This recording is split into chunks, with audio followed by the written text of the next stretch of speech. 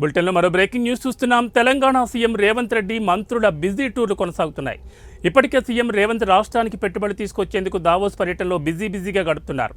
తెలంగాణ పెట్టుబడులకు గమ్యస్థానమని అక్కడికి వచ్చేసిన అంతర్జాతీయ కంపెనీల ప్రతినిధులకు వివరించే ప్రయత్నంలో బిజీగా ఉన్నారు.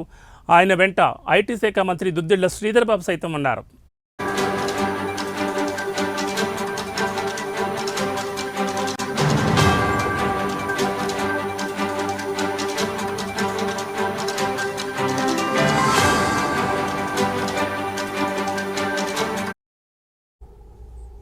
ఇదిలా ఉండగా పొరుగు రాష్ట్రం కర్ణాటకకు చెందిన 9 మంది మంత్రులు ప్రత్యేక విమానంలో బయలుదేరి వెళ్లారు.